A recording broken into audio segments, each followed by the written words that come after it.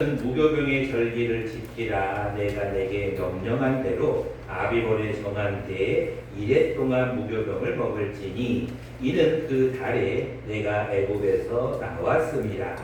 빈손으로 내 앞에 나오지 말지니라. 16절 말씀입니다. 맥주절을 지키라. 이는 내가 수고하여 밭에 뿌린 것에 첫 열매를 거두리라 라는 말씀처럼 이 거룩한 주일 예배 나오신 여러분들, 예수님께서 우리에게 명령하신, 하나님께서 명령하신 맥주절을 잘 지킴으로 말미암아 하나님 앞에 영광 돌리는 저와 여러분 모두가 되시기를 간절히 축원합니다. 그러면 옆에 계신 분과 이렇게 한번 인사하면서 말씀을 받도록 하겠습니다. 맥주절을 잘 지킵시다. 이렇게 인사하겠습니다. 시작. 맥주절을 잘 지킵시다. 맥주절을 지키자라고 인사를 했는데 여러분 맥주절이 무엇일까요? 라고 물어보면 대부분 사람들이 잘 모릅니다. 왜냐하면 맥주절이라고 이렇게 사람들이 생각을 해요. 앞에 현수막을 보시면 이런 말씀이 기록이 되어 있습니다. 여러분들이 모를 것 같아서 말씀까지 적어놨어요. 이는 내가 수고하여 밭에 뿌린 것에 뭐를 거둠이라고요? 첫 열매를 거둠이니라 라는 의미에서 맥추절, 이 맥은 보리 맥자를 의미합니다. 그래서 보리를 추수하는 이 시기를 우리가 맥추절로 하고 맥주 감사주일로 예배를 드립니다. 오늘 본문에 보니까 이스라엘은 세 가지 크게 중요한 절기가 있어요. 하나는 유월절이라고 하는데 오늘 15절에는 무교병의 절기를 지키라. 이 무교병이라는 말도 어떤 분들이 이 병은 어떤 병일까? 사이다 병인가? 음료수 병인가? 이런 병이라고 생각해요. 근데 이 병은 그런 병이 아니라 떡병을 의미합니다. 여러분이 방금 떡을 나눈 것처럼 무교병은 누룩이 들어가지 않는 떡을 우리가 무교병이라고 얘기합니다. 이 무교병의 절기를 우리가 유월절이라고 불러요. 유월절의 의미는 넘어간다, 패스한다 이런 뜻이에요. 이 유월절은 어린 양의 피가 문설주에 달려있는 집은 죽음, 장자의 죽음이 넘어간다라는 의미로 해서 유월절을 지키고 이 유월절 7일 동안은 누룩이 들어가지 않는 무교병과 쓴 나물을 먹게 되어 있어요. 그래서 이 6월절 7일 동안이 오늘 15절 말씀에 기록되어 있는데 이 6월절 무교병을 먹는 날은 애굽에서 나온 날을 우리가 상징합니다. 두 번째 절기는 오늘 16절 맨 후반절에 보면 수장절을 지키라라고 기록합니다. 수장절은 내가 수고하여 이룬 것을 연말에 밭에서부터 거두어 저장한다. 다시 말하면 지금으로 말하는 추수감사절을 의미해요. 지금 우리 교인들 가운데 아직 세례를 받지 않은 분들이 계시는데 이분들은 이제 추수감사주일이나 성탄절 때 세례를 받으면 참 좋습니다. 왜냐하면 연말 동안 이제 1년 동안 수고한 것을 연말에 거두기 때문에 그렇습니다. 마지막 세 번째가 이제 오늘 나누는 맥주절입니다. 세 가지 절기 가운데 유월절과 수장절 그리고 또 한 가지 절기가 이 맥주절이에요. 맥주절은 방금 얘기했듯이 수고하여 밭에 뿌린 것에 첫 열매를 거두는 것이 바로 이 맥주절입니다. 맥주절을 뭐라고도 부르냐면 77절이라고도 부르고 오순절이라고도 부릅니다. 여러분 교회력은요 무엇으로 시작하냐면 대림절로 시작을 해요. 이게 12월 첫째 주인데 우리가 대림절로 시작해서 성탄절 그리고 부활절 그리고 이 7월 첫째 주 맥주감사 11월 셋째 주 추수감사 이 네 가지 절기가 우리 교회력의 큰 절기입니다. 마찬가지처럼 구약의 이스라엘 백성들에게는 모든 남자에게 세 번은 꼭 하나님 앞에 나와서 보이면서 절기를 지키라라는 것입니다. 그 중요한 절기가 오늘 나누는 맥주절이에요. 자, 그렇다면 이 맥주절을 우리는 그냥 맥주절이라고 하지 않고 앞에 현수막에 보면 뭐라고 적혀 있냐면 맥주 감사 예배라고 기록하고 있어요. 왜 감사라는 말이 나올까? 하나님이 우리에게 주신 모든 열매는 다 하나님의 것인데 그 중에서 어떤 열매? 첫 열매를 거두기 때문에 우리가 이 맥주절은 굉장히 의미가 있습니다. 여러분들 이 맥주절에서 특별히 하나님 앞에 우리에게 명령하시는 것은 감사예요. 감사. 우리 방금 강희원 집사님이 기도하실 때 데살로니가전서 5장 말씀을 함께 나누었는데요. 우리 이 말씀을 같이 한번 여러분들 외울 수 있을 것 같아요. 우리 교회 맨 앞에도 붙어 있는 말씀이기도 합니다. 같이 한번 외워보겠습니다. 시작. 항상 기뻐하라. 쉬지 말고 기도하라. 범사에 감사하라. 이는 그리스도 안에서 너희를 만나신 하나님의 뜻입니다. 아멘. 그러면 다 틀린 겁니다. 여러분들이 그렇게 어설프게 성경을 외우고 있으면 큰일 납니다. 제가 여러분들에게 뭐라고 얘기했냐면 데살로니가전서 5장 18절만 외우라라고 얘기했는데 여러분들은 몇 절부터 외웠냐면 16절부터 외우셨어요. 물론 그게 연결은 되어 있지만 정확한 장절을 기억하셔야 돼요. 데살로니가전서 5장 18절은 범사에 감사하라. 이는 그리스도 예수 안에서 너희를 향하신 하나님의 뜻이니라 라고 기록하고 있어요. 우리가 이 감사가 얼마나 중요하냐면요, 하나님 앞에서도 감사가 중요하고 사람들 앞에서도 감사가 너무너무 중요해요. 요즘에는 굉장히 행복한 시간을 보내고 있습니다. 무엇으로 행복한 시간을 보내고 있습니까? 저는 요즘 과일로 인해서 행복한 시간을 보내고 있습니다. 제가 전에는 과일을 그렇게 원 없이 먹어보지 못했는데 요즘은 아주 과일을 원 없이 먹고 있습니다. 누구 때문에 그럴까요? 네, 도지사님 때문에 그렇습니다. 우리 도지사님이 여러 가지 과일을 수차례에 걸쳐서 갖고 오시고 주일뿐 아니라 수요일도 갖고 오시고 그저께는 또 저에게 이 우리가 봉사할 때 썼던 이 노란 네모난 큰 이사집 나르는 박스에다가 거의 한 5분의 1가량을 담아갖고 갖고 오셨어요. 왜 이렇게 갖고 오셨습니까? 좀 자두 가운데 무른 것인데 이걸 잼을 담아서 지면 되겠습니다 하면서 엄청나게 많은 자두를 갖고 오셨습니다. 먹어도 줄어들지 않았습니다. 계속 먹었는데도 너무너무 맛이 있었습니다. 그리고 그것을 먹을 때마다 참 도지사님 훌륭하시다 그리고 수고하셨다라는 생각을 가지게 되었어요. 도지사님이 열매를 따기 위해서 수확하기 위해 얼마나 수고하셨겠어요. 근데 우리가 그것을 먹을 때는 참 감사한 마음도 있지만 우리 수고한 분에 대한 노고도 잊지 말아야 되잖아요. 근데 더 중요한 것은 이 열매를 누가 주셨냐라는 것입니다. 이 열매를 누가 주셨어요? 하나님 주셨어요. 유재숙 권사님은 저에게 요만한 딱딱이 복숭아를 갖고 오셨습니다. 정말로 동그란 어떤 복숭아입니다. 저는 맛이 없을 줄 알았어요. 딱딱한 건 저는 별로 안 좋아하거든요. 저는 부드러운 걸 좋아하고 좀 말랑말랑한 걸 좋아하고 저는 단 것을 좋아합니다. 그래서 이거는 조금 맛이 없겠구나. 근데 우리 권사님이 갖고 오시면서 하시는 말씀이 제가 처음으로 거둔 것입니다.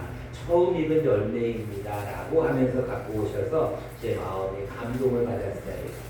그래서 한 입을 딱 베어 물었어요. 맛이 황홀했습니다. 얼마나 달고 맛있던지 저는 딱딱이 복숭아가 그렇게 맛있는 줄 처음 알았습니다. 아주 작았지만 너무 맛있었어요.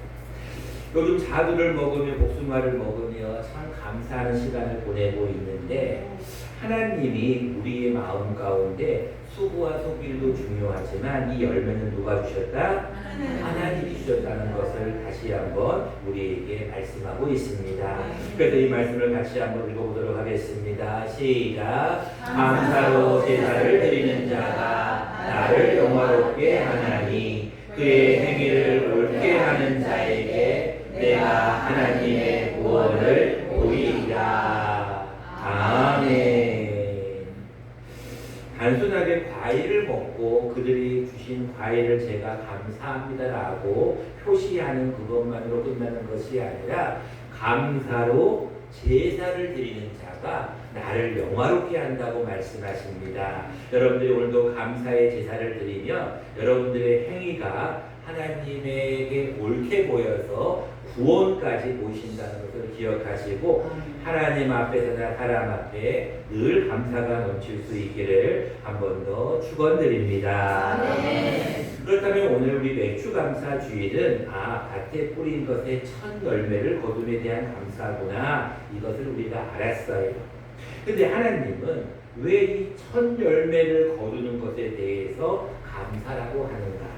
이 첫 열매가 무엇이 그렇게 중요한가? 첫 열매의 의미를 여러분들에게 잠시 말씀을 드리려고 합니다.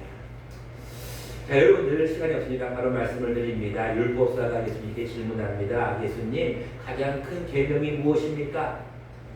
613가지가 있는 계명 가운데 가장 큰 계명이 무엇입니까? 예수님이 뭐라고 말씀하셨을까요? 무엇을 다하고 무엇을 다하고 무엇을 다하여? 가장 큰 계명이 뭐라고 예수님이 말씀하셨냐면, 여러분들이 그럴 것 같아갖고 말씀을 준비했습니다. 같이 읽겠습니다. 시작. 예수께서 이르시되 내 마음을 다하고 목숨을 다하고 뜻을 다하여 주 너의 하나님을 사랑하라 하셨으니 이것이 크고 첫째 되는 계명이요. 아멘.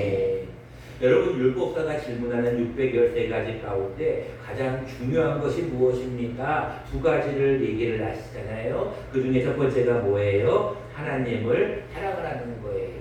근데 하나님을 사랑할 때 어떻게 사랑할 것인가 세 가지를 말씀하시는데, 첫 번째 무엇을 다하고? 마음을 다하고. 두 번째 무엇을 다하고? 목숨을 다하고. 세 번째 무엇을 다하여? 뜻을 다하여.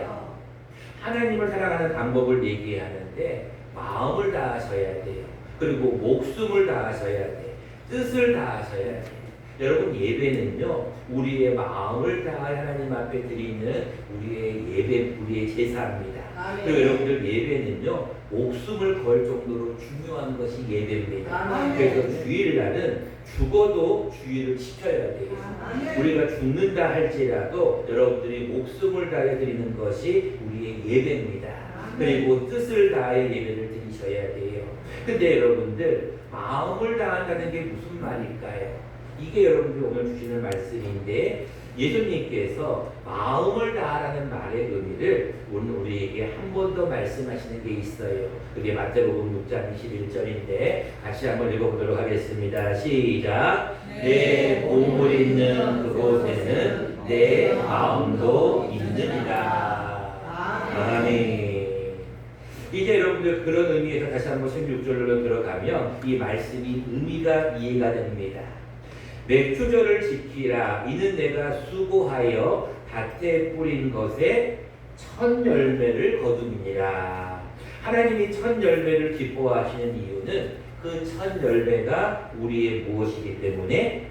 마음이기 때문에. 이제 제가 어저께 생일이었습니다. 제가 생일 전에는 좀 여러분들이 부담스러울까 봐 이제 말을 하지 않지만, 이제 생일이 지났기 때문에 조금 말씀을 드립니다.